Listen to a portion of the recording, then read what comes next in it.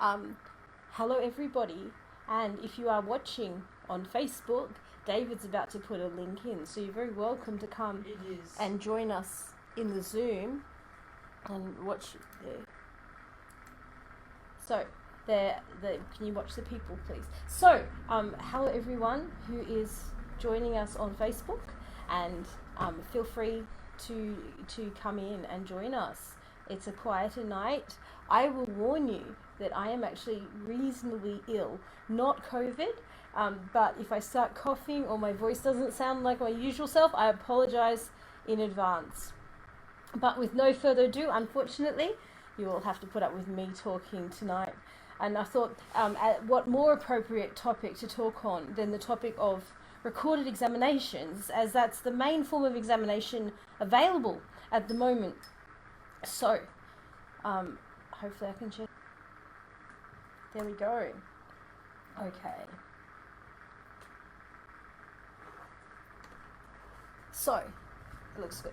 Today's topic, child-centered music education, which is a little bit of a buzzword today. I guess we'd say most education aims to be child-centered or student-centered, as the case may be. But I wanted to start by taking you back in time to my first experiences with recording. Now, this is a picture of the United Music Teachers Masterclass 1988.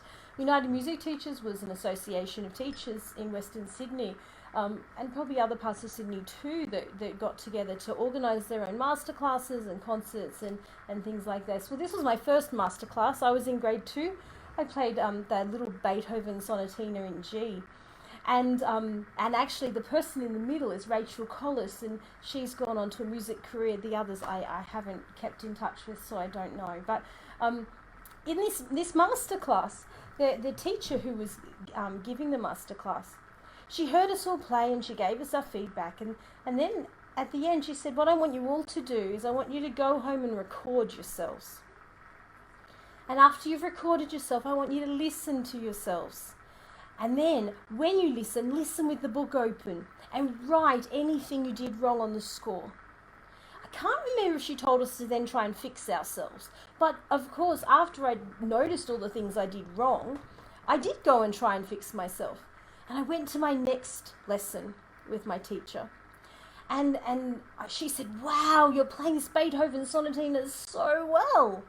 And I went, oh, yes, well, this Mrs. So-and-so told me to record myself. Well, all of a sudden, my teacher rolled her eyes and she said, oh, Mrs. So-and-so is a Suzuki teacher. And I remember even as a young child thinking, wait a second, she just told me I improved so much. And now she's rolled her eyes. There's some contradiction here. I didn't think about it a lot after that, but I still remember that this recording and listening helped me improve my piece. So I'll just step aside and go, I met this teacher many, many, many years later when my venue was the exam venue, and her students came. And I was talking to her about how I was not quite happy with how the exam method was working with my students, and that I really wanted something that was more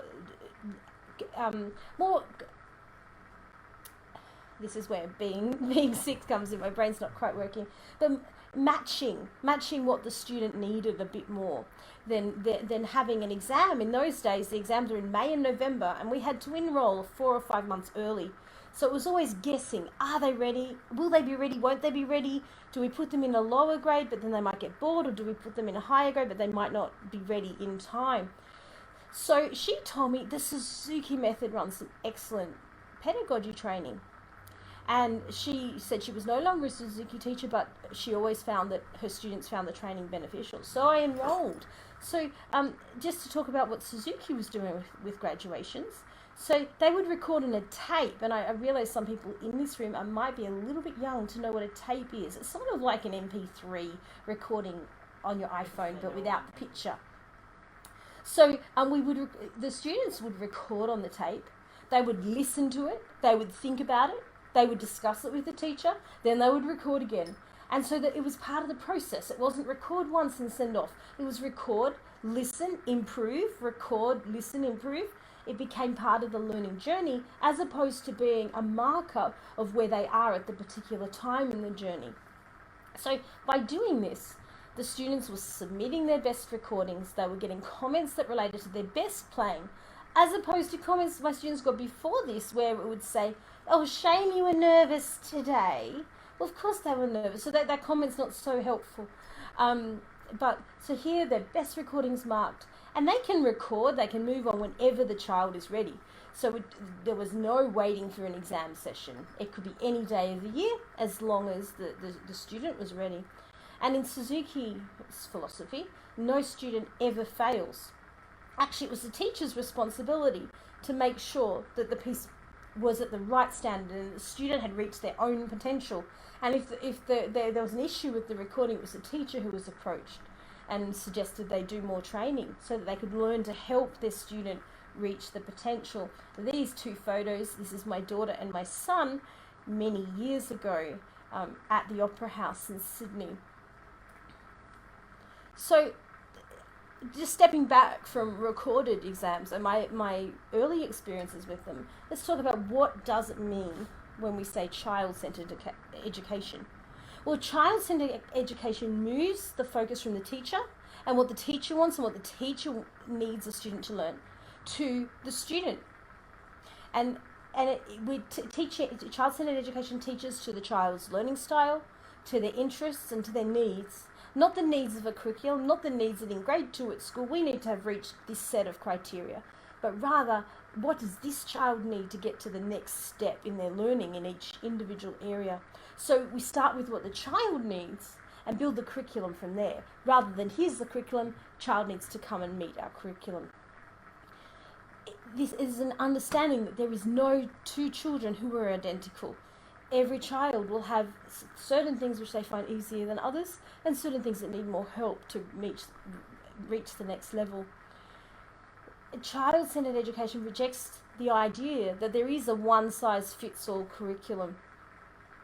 If we don't tailor the education to the child, we can end up with students who are bored, and bored students who really want to or are able to progress faster, and we also can end up with struggling students who can't keep up. And that was one of Dr. Suzuki's first things that he noticed, was that when children learn their language, they don't fail, they learn their language. But when they go to school, all of a sudden they're like graded, and this one drops, put back a grade because they're not good enough, or drops out. There's no dropouts when we learn our language, but there is dropouts when we get to school. So he tried to think of how can we make an education system which didn't allow dropouts. Without a child-centered education, we can end up with students who have gaps in their learning because they really did need to spend a little bit more time on multiplication rather than going to the next thing because the rest of the class was ready for the next thing. So we end up with gaps. So a child-centered learning program matches what the student needs. It moves away from this authoritative master-teacher relationship that was very prevalent in the early 19th century. It aims to develop learner autonomy and independence, giving the skills of how to learn and how to independently problem solve. Within educational boundaries, I'll explain what I mean by that a few slides down the track, but within educational boundaries, the program tries to harness the students' interests. The pace of learning is catered to their natural speed of learning, which is sometimes fast and sometimes slow, and particularly when they reach what we call plateaus in learning, where they've gained all these skills, they hit this plateau where they're still actually gaining skills, we just don't see it yet. And once those skills are gained, then the learning picks up again. And in this approach, the students are active participants in the learning, rather than just passive receptors of information from the teacher, where they're learning facts and they're learning, information and how to do their times tables. Rather, they're actively building their learning along with the teacher. So that's very, very broad, general concepts, but how is this going to apply to us as music teachers?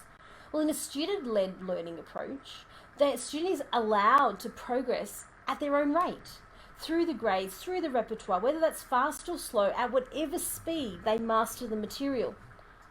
And the teacher's role is to teach them how to think critically and independently of their work, and providing scaffolding. So the scaffolding around the reflection of the performance. So I went back and I said, we were told to record, and when I record with students, we would always listen and discuss it, and I would ask questions about it. Do you think this is your best recording? What can we do to improve it? So as much as possible, getting them to reflect on their own work, and giving discussion that provides scaffolding in a Vygotsky sense to that. Oh yes, I've just repeated myself. Scaffolding can be a form of questioning that directs them to notice the aspects of the piece that are done well and the aspects that need improving. So the teacher's role is to ensure that all technique is covered to a sufficient level that it can be built upon before moving on. So we're not saying that in a child-centered approach the teacher is irrelevant. The teacher is still very important, but the teacher's role should feel like it's not directing the learning in quite the same way. Dr. Suzuki would refer to this making sure that each step is mastered. It's mastery at each step. And sometimes the student doesn't know whether they've mastered the technique or not, and that's where the questioning helps them to analyse their own playing. And the teacher should provide a safe place for the student to explore. An example that I think of this is when a student comes and I want them to find a note orally. Don't say there's 88 notes on the piano, go for your life, here it is, la. Just find that note. I don't have perfect pitch in case someone's going to criticise which note I've just sung. But to a student, I might give them a choice of 2 notes. And Orff, I believe, did this with his his xylophones, and he only gave them two bars. So there was only 2 notes to pick from. And similarly, here's the 5 notes, C, D, F, G. Find the note that comes next. You've only got 5 to choose from. So it limited the boundaries and made it safer rather than some unconquered field. We've provided scaffolding. Here's the limits. Now what can you figure out in those limits? And then gradually the zone of proximal development changes as the learning grows. Now, as I said earlier, I said about boundaries. Student-centered learning does not necessarily mean no curriculum. And no, there are some schools of thought that suggest no curriculum. I don't fall into that. I found that there can be some issues with no curriculum. And so I think we can use a curriculum to be the foundation of our teaching, but we make it child-centered. We try and help the child develop a love for the repertoire, and we let them step out of it when they want to explore outside of it, but it becomes the foundation from which they explore. So being student-centered, I've just said this, it doesn't need to involve abandoning the curriculum when we say, oh, you liked that Christopher Norton piece, let's go that way, and then we'll come back to the curriculum, so that they're still we're just still making sure they master every technique they need, but they've got this freedom to explore. And if the foundation is strong and they have the ability to self-reflect, I often find that they're more often going to be dipping out and coming back and saying, oh, I had some fun with this collection of music this week, because the foundation was there and they could think for themselves. So teachers can help a student be interested in the curriculum as well. So rather than going, we're not going to have a curriculum, how can we know our curriculum is good?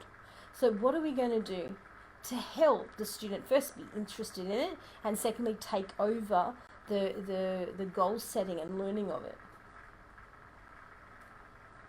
Sorry, just a sip. So a few ways to create interest in the curriculum we want our students to learn. Listening to recordings of it daily. Do you know, I just thought, because I'm about to say olives, someone in the room will know why I'm laughing about that. But they say that a child needs to be exposed to a food 6 times before they're willing to eat it. I think I just kept putting olives on the table until my children were willing to try it and then develop a taste for it. And for me as a child as well, seeing it a few times on the table, then I started to be willing to get a taste for that. And that goes for food in general. So six times. Whereas when it comes to repertoire, if they've heard the CDs lots of times, in their around the home in the background when they've been going to bed or driving or something. They're becoming familiar with that repertoire. So they start to go, that piece is in the future. I can't wait to learn that piece. And they develop a familiarity. Now that in itself will create interest. They also orally memorize it. The more they hear it, the more likely they are to develop an oral trail which represents the music that they're going to learn. So before they're even trying to play it, they've already memorized it. And children love things they already know. So watching the works performed in concerts also can help add to the excitement. My very first exposure to a concert, I remember hearing Christopher Norder's Metal Merchant, and I went home and I wanted to play it. I shouldn't say that was the first time I heard it. No, it wasn't the first time. That's a lie. That was my students. My first time was Bergmüller Ballad, that it is actually on the forum at the moment. That Bergmüller Ballad I heard, and I knew it was in grade 3. It was list A, and I went, I want to learn that piece. I made sure I got the correct book for grade 3 so that I could learn that piece. But, you know, we hear something in a concert like, oh, wow, that's so much more exciting than just hearing it played by the teacher or just sight reading it yourself. So that can create interest. Even observing other students' lessons.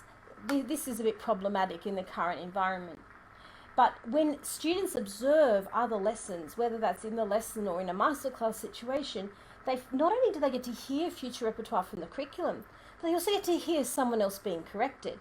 And that correction also gets in their brain and applies when they're playing it. So, and that can create that excitement. I have a similar childhood memory at the age of 6 that the student before me was in grade 8 and she was playing Cat and Mouse by Copeland. And I remember hearing that and thinking, I want to learn that piece so bad. And my teacher said when I'm in grade 8. When I got to grade 8, the piece was out of print and I couldn't get it anywhere. So much to my disappointment, it was not that long ago that I actually discovered it was in print again. But that memory of that piece was planted as a 6-year-old when I was still doing John Thompson Book 1. Group lessons. I never found group lessons effective as a total strategy. Teaching week by week in group lessons. I know others have had more success with it than I have, and Paul Rowland was a firm believer in group lessons. But for me, just having the occasional group lesson is enough that they can play the repertoire with other people and they can enjoy the ensemble aspects, enjoy having fun, and that develops a love of the curriculum. And even without all of that aspect, just making what we're learning interesting. We can give images, we can create storylines to go with the pieces. We can talk about the history of the music or the history that belongs to the title, the history of the composer, or we can write lyrics to the piece as well. So many ways we can just create interest in what we want them to learn. Won't always work, but it helps with this child-centered approach. You know, and the other thing is when the student knows what the curriculum is, they can approach future pieces before the teacher introduces them and thus control their own learning pace. I've noticed some teachers will use IMSLP and print off a piece and then print off another piece as the students mastered that. From the student's perspective, what they're seeing is that there's no curriculum, there's no progress. They're seeing, another piece, another piece, another piece. And they don't feel this sense of direction. When they have, this is the book, this is the grade 3 book, this is the pieces we're going to learn, then they can go, well, actually, I'm going to try the piece that we're going to learn next. So they can get this goal direction, this goal-driven learning where they're working ahead and they know what is required to finish the grade. And just as a personal note, I usually suggest the curriculum is around 8 to 12 pieces per grade.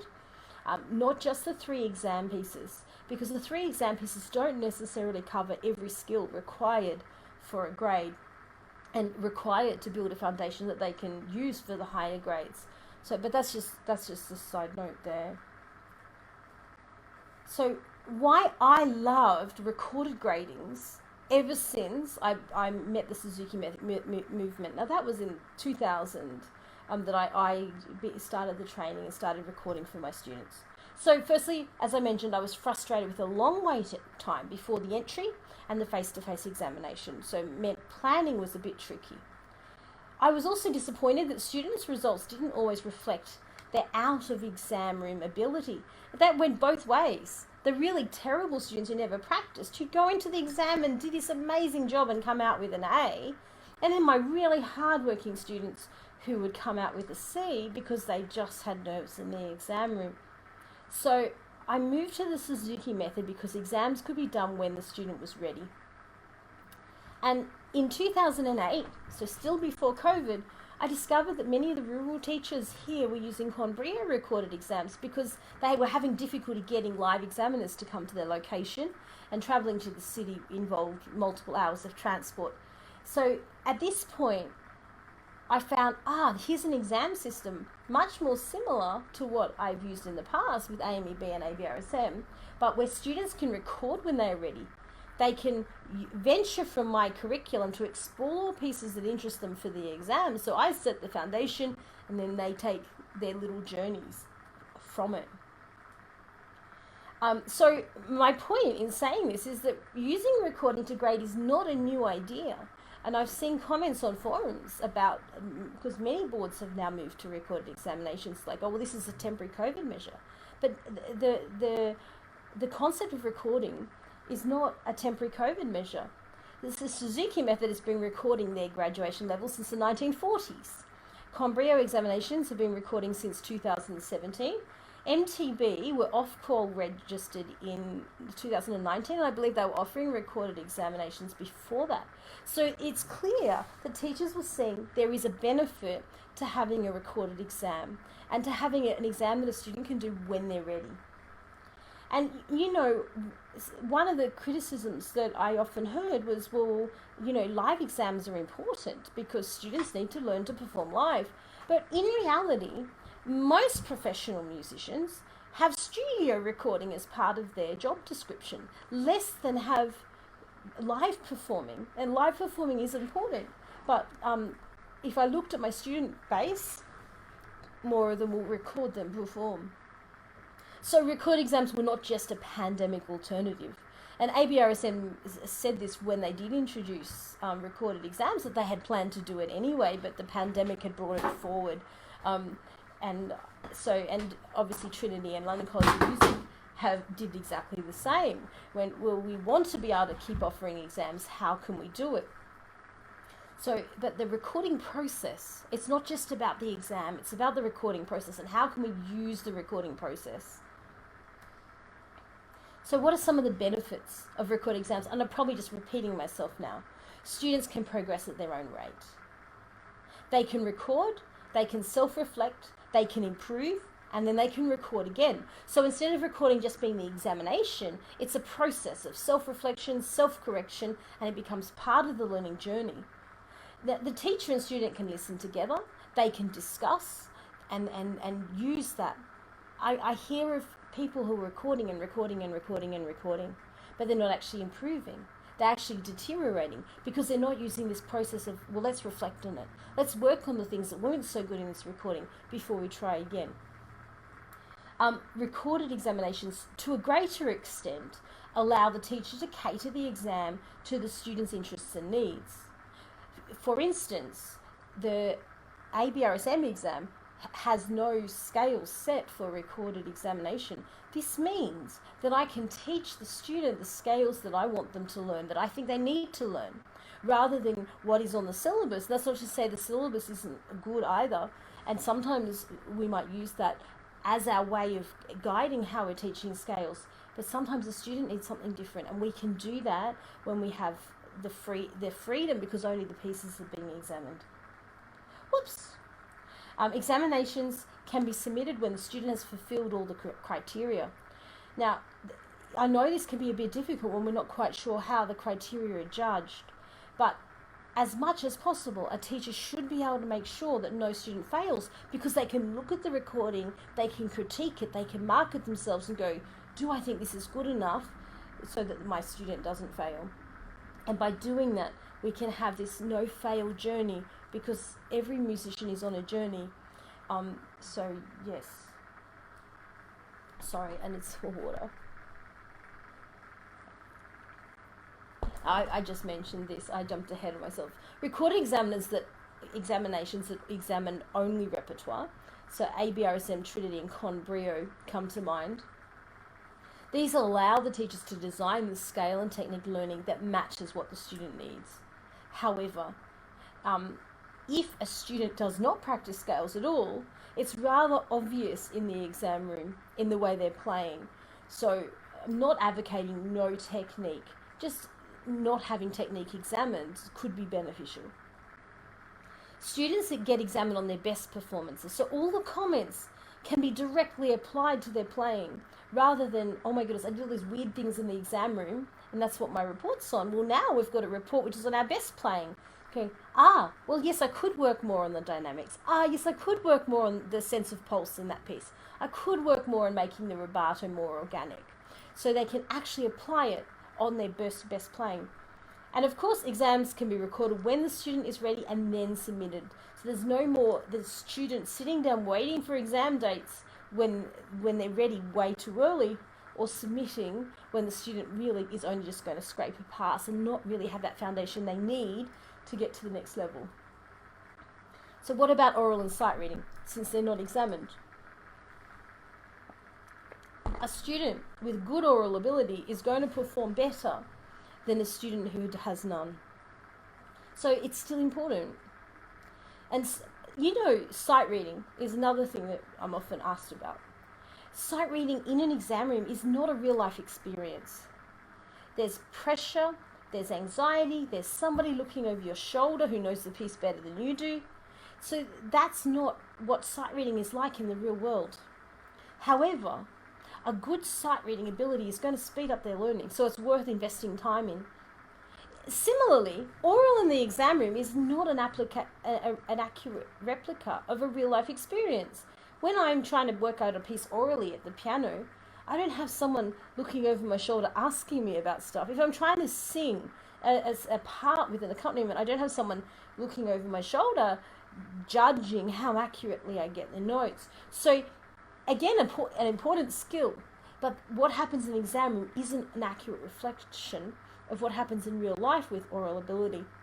So yes, sight reading and oral are still essential skills. Just because they aren't examined doesn't mean they shouldn't be rehearsed. So, in conclusion, I wonder how long I took. I took less time than the people last week.